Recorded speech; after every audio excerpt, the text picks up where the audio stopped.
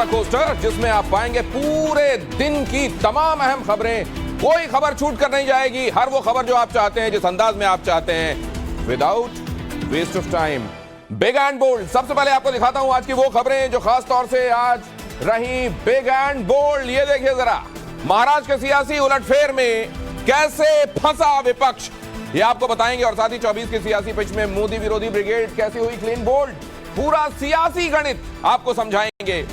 खबर Atiq and company की भी होगी जिसके खिलाफ योगी ने नई स्ट्राइक शुरू कर दिया है। इस बार किसका नंबर आएगा, पूरी डिटेल आप जानेंगे। बात हिंदुस्तान से 6000 किलोमीटर दूर लगी उस नफरती आग की भी होगी जहां कट्टर गैंग के जिहादी अंगारे सुलग रहे हैं। बिग एंड बोल्ड में आज बात पीएम मोदी के उस संकल्प की भी होगी जिसके बाद बीजिंग भी कह रहा है मोदी है तो मुमकिन है।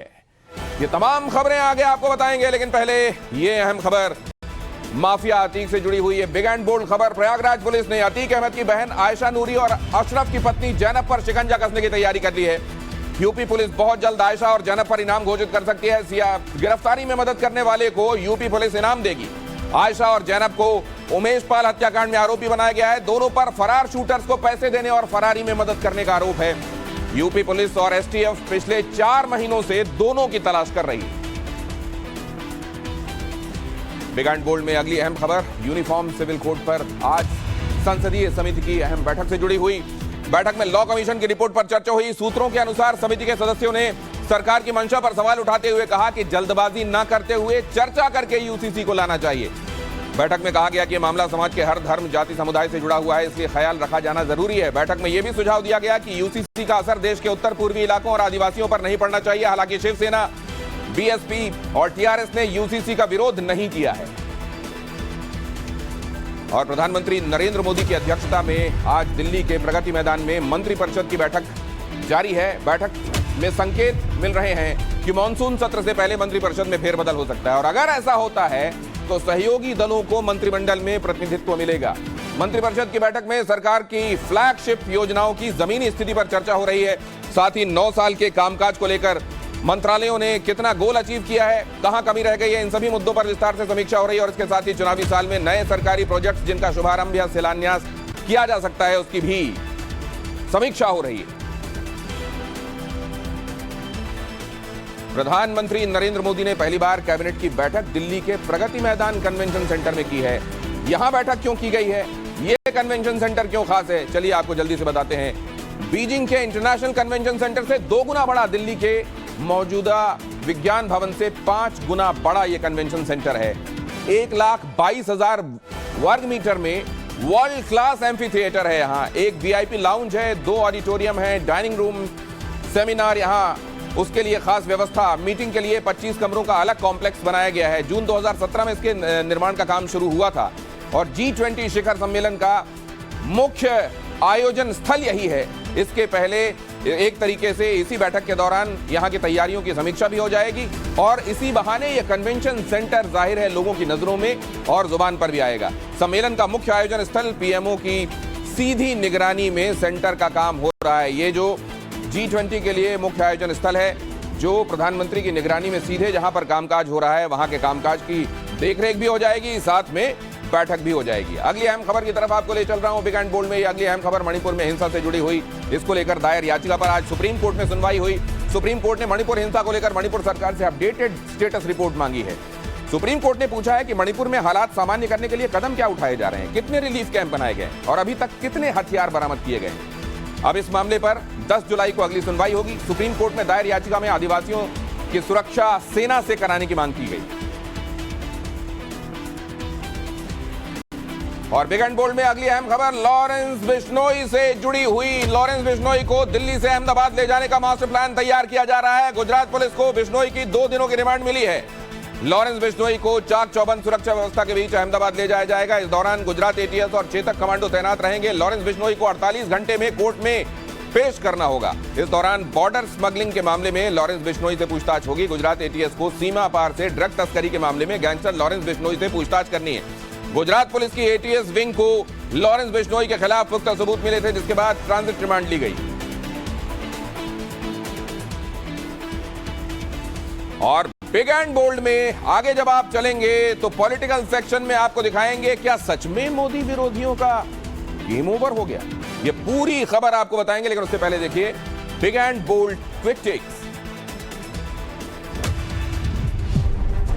आज गुरु पूर्णिमा है। इस मौके पर बागेश्वर धाम में मध्य प्रदेश के गृह मंत्री नरोत्तम मिश्रा पहुंचे। बागेश्वर धाम में 1 से 5 जुलाई तक गुरु पूर्णिमा महोत्सव मनाया जा रहा है। इस मौके पर पीठाधीश्वर धीरेन्द्र शास्त्री ने देशवासियों को बधाई दी है।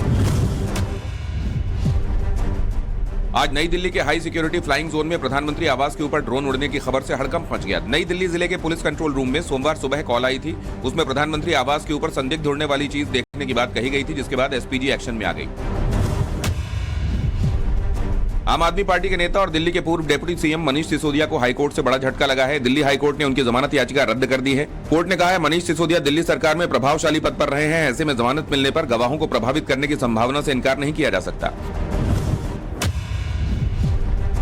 देश विरोधी गतिविधियों में लिप्त 2 संदिग्धों को यूपी एटीएस ने गिरफ्तार किया है। एटीएस का दावा है कि पूछताछ में दोनों ने कबूल किया कि वो आतंकी संगठन अलकायदा, अंसार, गजवातुल और हिजबुल आदि से प्रभावित हैं। ये लोग शरिया कानून लागू कर भारत को इस्लामिक राष्ट्र बनाने का मंसूबा पाले हुए थे।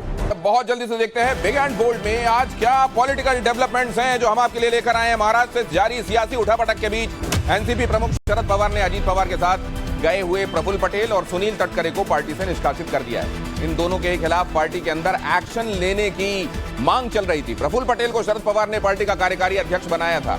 इससे पहले इन दोनों को पार्टी से निकाले जाने की मांग करते हुए सुप्रिया सुले ने भी शरद पवार को एक चिट्ठी लिखी थी। उसमें कहा गया कि श्री सुनील तटकरे और श्री प्रफुल्ल पटेल ने 2 जुलाई 2023 को पार्टी संविधान और नियमों का सीधा उल्लंघन किया, इसलिए दोनों को पार्टी से निकाला जाए। और इधर शरद पवार ने दोनों सांसदों को पार्टी से निकाला तो उधर प्रफुल्ल पटेल ने नया दांव चल दिया।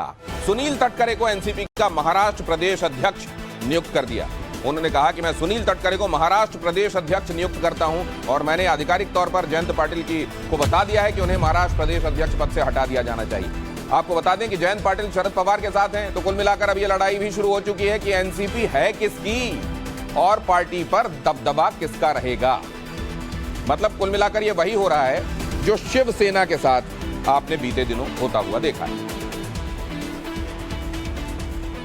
और अब आपको बहुत जल्दी से दिखाते हैं कि 288 सीटों वाले महाराष्ट्र में यहां के विधानसभा में सरकार और विपक्ष के बीच नंबर गेम में क्या चल रहा है। अजीत पवार के एनडीए में शामिल होते ही शिंदे सरकार के पास विधायकों की संख्या बढ़कर 206 हो गई है, जिसमें भारतीय जनता पार्टी के 105, शिवसेना शिंदे गुट के 41, एनसीपी अजीत पवार गुट के 40 विधायकों के साथ अन्य 40 विधायक हैं, जबकि विपक्ष के पास अब केवल 82 विधायक बचे हैं।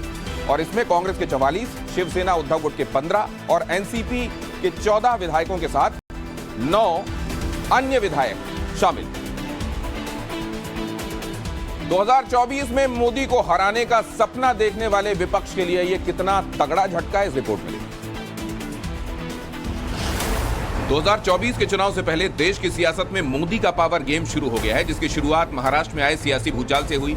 बीजेपी ने महाराष्ट्र के बहाने एक तीर से कई शिकार किए।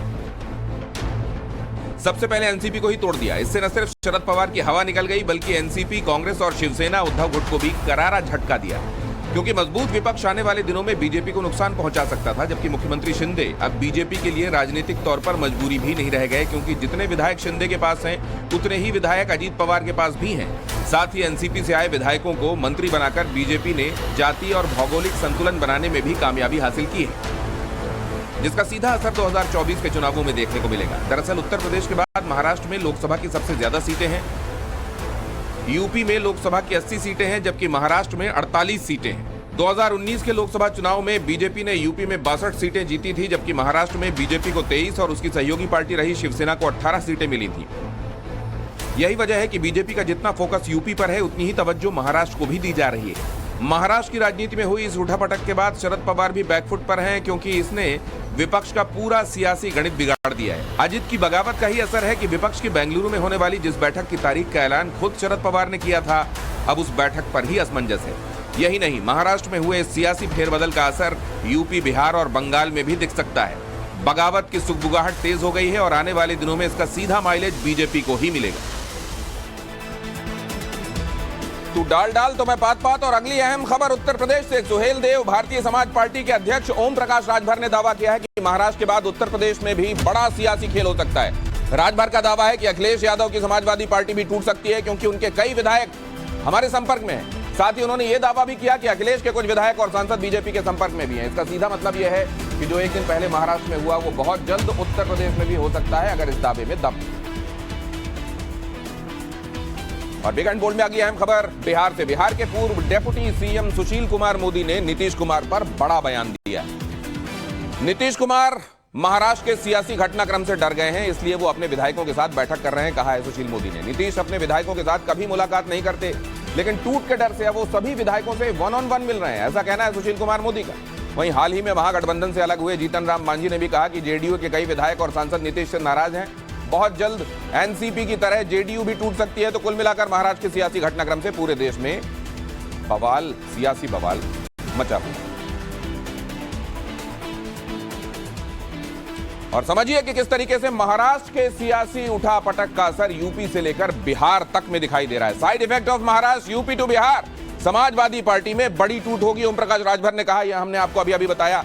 तो उधर अखिलेश यादव क्या कह रहे हैं, अगर हमारे नेता संपर्क में हैं तो ले जाएं, देर किस बात की कर रहे हैं। अब देखिए जरा, यहां पर बातों बातों में भी एक दूसरे पर हमले जो चल रहे हैं वो देखिए।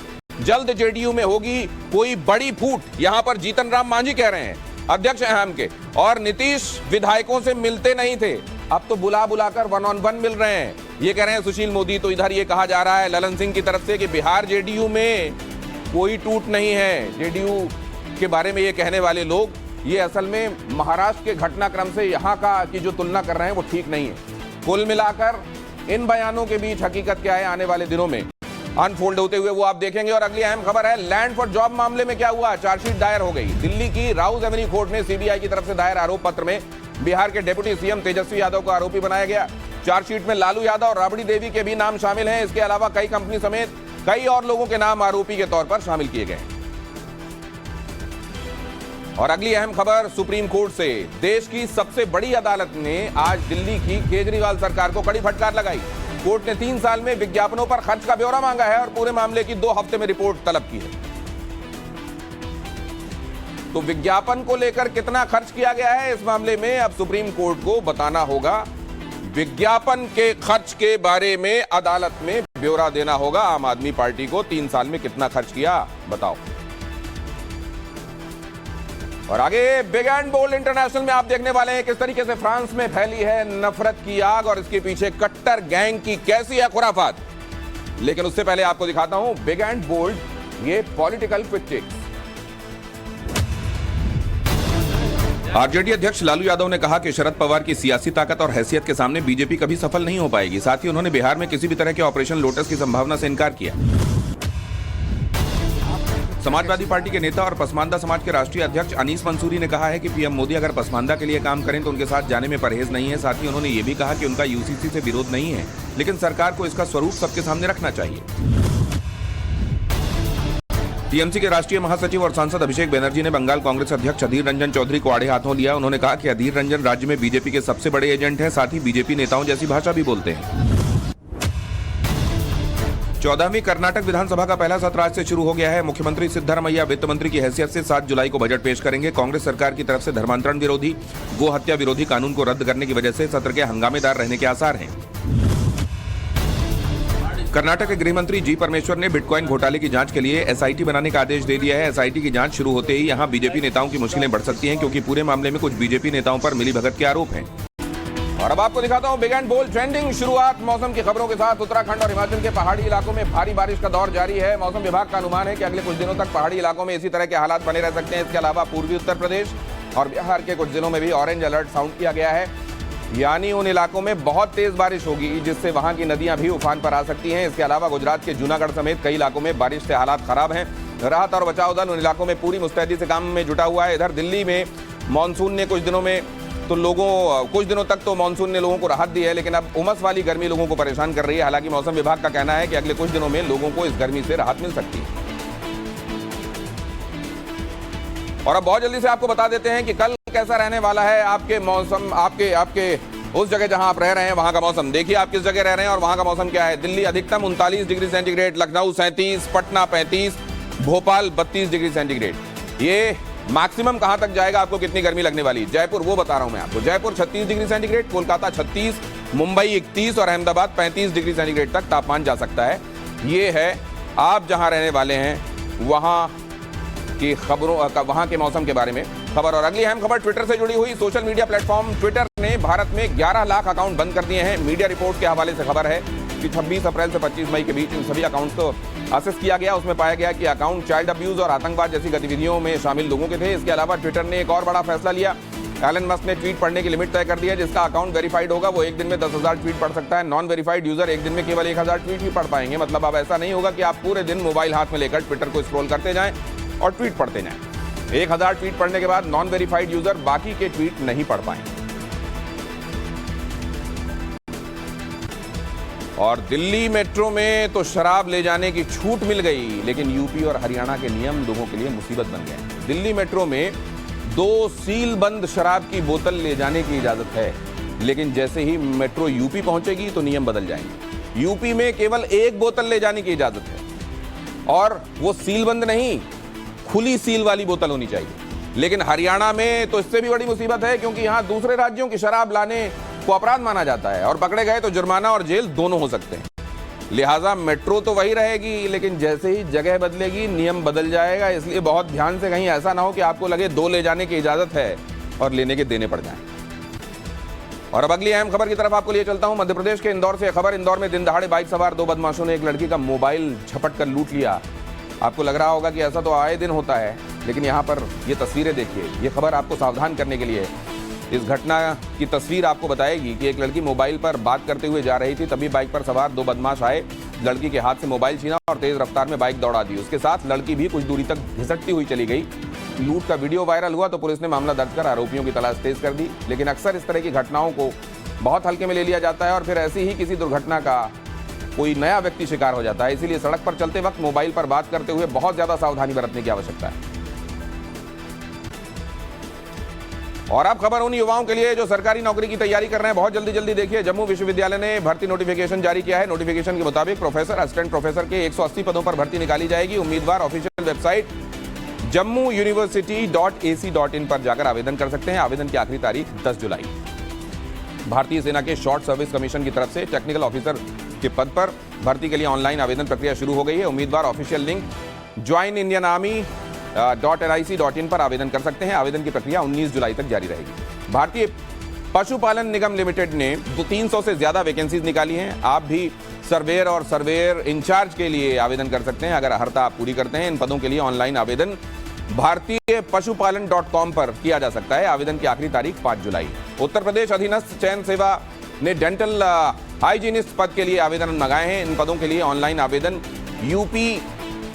upssc.gov.in पर किया जा सकता है। आवेदन की आखिरी तारीख 20 जुलाई। और अब आपको बहुत जल्दी big and bold trending quick takes दिखाते हैं।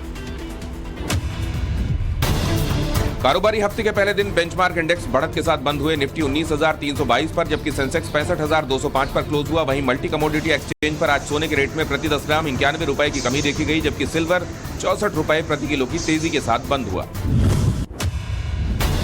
5G के बाद अब 6G की तैयारी है। देश में 6G को लेकर नए अलायंस की शुरुआत हुई है। टेलीकॉम मंत्री अश्विनी वैष्णव ने इसकी शुरुआत की। यह अलायंस भारत में टेलीकॉम टेक्निक और 6G के विकास के लिए काम करेगा। भारत 2030 तक 6G में एंटर करने की तैयारी में है। टाटा मोटर्स ने आज अपने पैसेंजर व्हीकल्स की कीमतों में बढ़ोतरी का ऐलान किया है। कंपनी ने अपने सभी मॉडलों की कीमत में औसतन 0.6% का इजाफा किया है। फरवरी के बाद इस साल टाटा ने तीसरी बार गाड़ियों की कीमत बढ़ाई है। और बिग एंड बोल्ड स्पेशल आगे कर रहा है आपका इंतजार। योगी ने साइन किया, नामो निशान नहीं बचेगा। पूरी खबर बिग एंड बोल्ड स्पेशल, कहीं जाइएगा मत, हाजिर हो रहा है।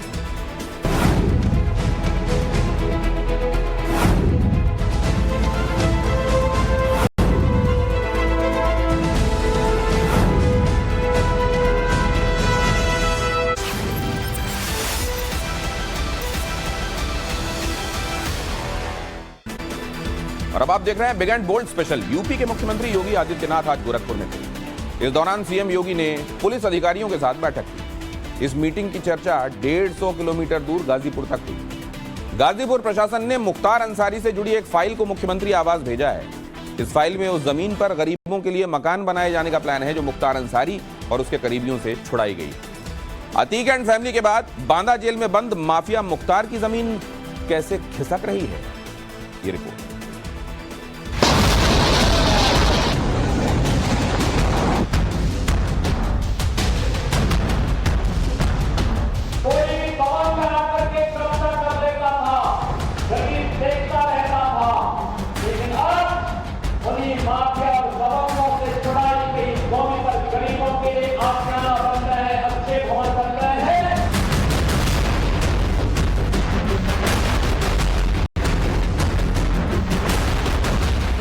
माफिया उत्तर प्रदेश में ठंडे हो गए वैसे मौसम भी ठंडा हो गया। माफिया अतीक अहमद के बाद अब मुख्तार अंसारी की अवैध संपत्ति भी इसी तरह भगवा रंग में रंगी जाएगी और फिर उस पर तैयार किए जाएंगे गरीबों के लिए आशियाने।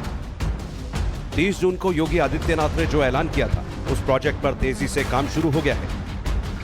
गाजीपुर नगर निगम ने जो ब्लूप्रिंट तैयार किया उस पर इंजीनियरों की टीम ने नक्शा तैयार कर लिया है और इस फाइल पर जल्द ही सीएम योगी आदित्यनाथ साइन करने वाले हैं। माफियाओं के खिलाफ योगी आदित्यनाथ सरकार का हर फैसला अब इतिहास रचता जा रहा है।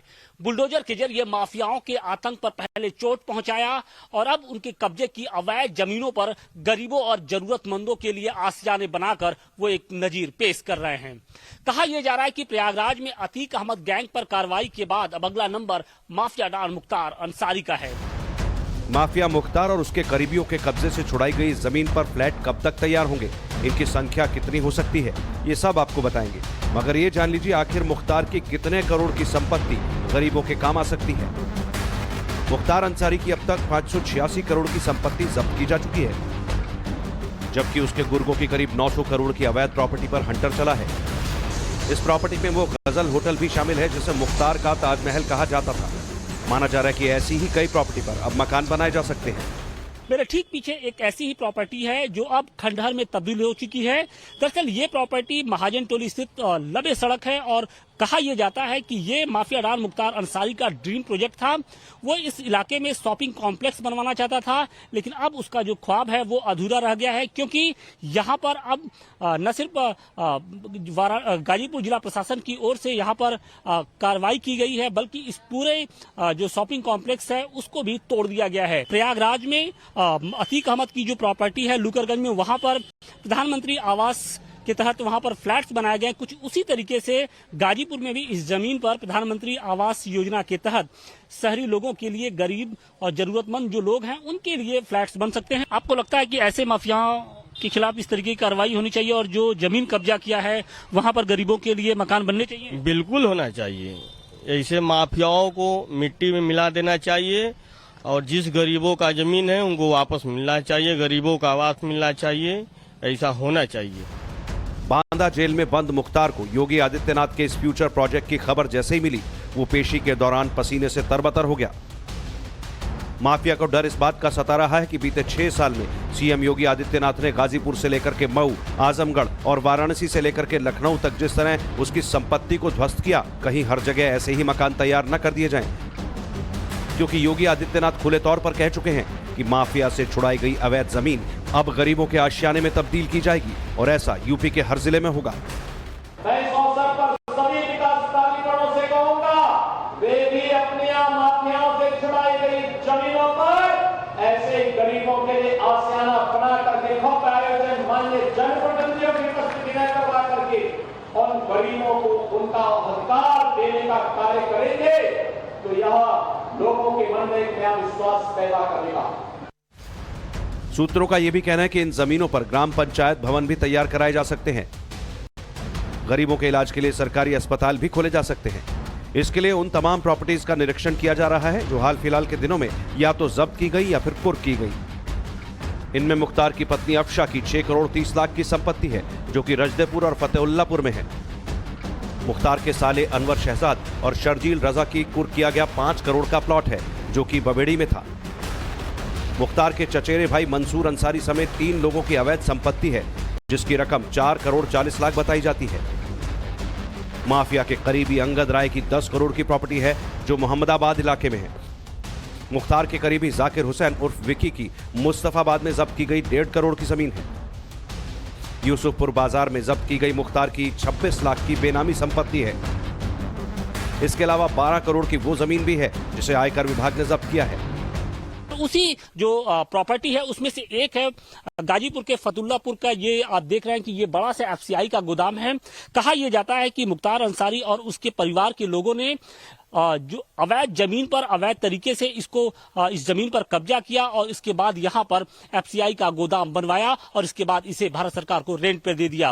लेकिन जब इस मामले की तहकीकात की गई, जब जांच पड़ताल की गई, तो पाया यह गया कि ये जमीन पूरे तरीके से अवैध है। लिहाजा इस पूरे गोडाउन को अब सील कर दिया गया है और कहा जा रहा है कि आने वाले दिनों में यहां पर प्रधानमंत्री आवास के तहत यहां पर भी कुछ फ्लैट्स या फिर मकान बनाए जा सकते हैं। के मामले इन लोगों के अगेंस्ट थे, उसमें करीब 500 करोड़ की संपत्ति इनकी जो अटैचमेंट के साथ साथ ध्वस्त की गई है। साथ ही साथ इनके जो गैंग मेंबर्स हैं उनके जितने भी लाइसेंसेस थे सारे कैंसिल कराए गए हैं और हिस्ट्री शीट भी खोली गई हैं इनके बहुत सारे मेंबरांस जो कि जमानत पर हैं उनके विरुद्ध। ये मुख्तार अंसारी के बड़े बेटे अब्बास अंसारी का वो मकान है जो अब जमींदोज हो चुका है। इस जमीन पर भी मऊ नगर निगम माफिया हटाओ गरीब बसाओ प्रोजेक्ट लॉन्च कर सकता है। इसके अलावा मुख्तार अंसारी के गुर्गे मोहम्मद सुहैब मुजाहिद की 1.5 करोड़ की संपत्ति भी प्रशासन जब्त कर चुका है। माफिया के करीबी उमेश सिंह की 47 करोड़ की संपत्ति जब्त की जा चुकी है। गणेश मिश्रा की लगभग 60 करोड़ की संपत्ति पर बुलडोजर चलाया जा चुका है। मऊ में ही रफीक अहमद की 1.5 करोड़ की संपत्ति कुर्क हो चुकी है। इन सब पर गैंगस्टर एक्ट के तहत एक्शन लिया गया। मुख्तार एंड गैंग के कब्जे से छुड़ाई गई इस संपत्ति का क्या होगा, इसकी फाइल भी तैयार हो रही है और यही वजह है माफिया के सताए हुए लोग सीएम योगी के इस कदम की दिल खोलकर तारीफ कर रहे हैं। जो जमीन बनी, जमीन की खरीदारी हुई या जो जमीन या प्रॉपर्टी इन लोगों ने बनाई है वो जनता को सुपुर्द करने का काम पूजनीय महाराज जी के हाथों द्वारा किया जा रहा है और यह एक सराहनीय कार्य है और मेरा मानना है कि आम जनमानस में इस कार्य के प्रति एक अच्छी इमेज बनेगी और मेरा ये भी मानना है कि इस तरीके का मंशा और या इस तरीके के इरादे अगर पहले की सरकार में हुआ करते तो आज ये माफिया इस तरीके से नहीं पनपे होते। योगी जो कमिटमेंट करते हैं उसे पूरा भी करते हैं, फिर चाहे माफिया को मिट्टी में मिलाने का हो या फिर यूपी के विकास का। योगी का यही संकल्प माफिया ही नहीं उनके करीबियों को भी करंट दे रहा है। इसी कड़ी में मुख्तार अंसारी के रिश्तेदार जुफैल अंसारी के यूसुफपुर बाजार में मौजूद होटल मिड टाउन पर पुलिस की एक टीम ने छापा मारा। इस दौरान ये जांच की गई कि जो शिकायत उन्हें मिली वो कितनी सच है। शासन प्रशासन के इस एक्शन से उन पीड़ितों को उम्मीदें जगी हैं जिनकी जमीन पर कभी माफिया गैंग ने कब्जा कर लिया था। जैसे उन्होंने इलाहाबाद में किया है, अतीक की जमीन जो उन्होंने नाजायज तरीके से कब्जा किया है, गाजीपुर में भी ऐसा होना चाहिए। मुख्तार अंसारी ने करीब सैकड़ों प्रॉपर्टी गरीब लोगों की कब्जा किया और दबाव से औने पौने करके उन्होंने लिया है। मैं भी पीड़ित था, मेरा भी 8 बीघा जमीन रौजे पे उन्होंने कब्जा किया था, लेकिन वो जमीन अब महाराज की कृपा से छूट गई और हम लोग जोत बो रहे हैं और खेती कर रहे हैं। कभी गरीबों की नींद और जमीन छीनने वाले माफिया मुख्तार अंसारी के खिलाफ ऑपरेशन पैंथर भी चलाया जा रहा है। आयकर विभाग के इस प्रोजेक्ट के तहत मुख्तार अंसारी की वो तमाम बेनामी संपत्ति ट्रैक की जा रही है जो उसने अपनी दबंगई के बूते हासिल की थी। बताया जा रहा है कि ये जमीन यूपी से लेकर पंजाब और दिल्ली तक फैली है। ऑपरेशन पैंथर के तहत मुख्तार की प्रॉपर्टी की पूरे देश में पहचान होनी है और फिर उसे कुर्क किया जाएगा। सूत्र बताते हैं कि इनकम टैक्स डिपार्टमेंट ने ऐसी 22 बेनामी संपत्तियों को कुर्क करने की तैयारी कर ली है। इसकी मार्केट वैल्यू 100 करोड़ से ज्यादा की बताई जाती है। इस प्रोजेक्ट में योगी की यूपी पुलिस का भी अहम रोल है। माफिया से जुड़े जिन लोगों को गिरफ्तार किया गया उनसे पूछताछ के बाद इस मिशन में तेजी देखी जा रही है। प्रदेश के अंदर वास्तव में रूल ऑफ लॉ लागू होगा और ये रूल ऑफ लॉ सुशासन की पहली शर्त है। आपने देखा होगा पहले ही स्तर पर आज प्रदेश के अंदर हर पर्व और त्योहार शांतिपूर्ण तरीके से मनाए जाते हैं। शांतिपूर्ण तरीके से, कहीं कोई व्यवधान नहीं, कहीं किसी प्रकार की व्यवस्था नहीं, किसी भी प्रकार की अराजकता के लिए कोई जगह उत्तर प्रदेश में आज के दिन पे नहीं। अभी आपने देखा होगा बकरीद कितनी शांतिपूर्ण तरीके से मनाई।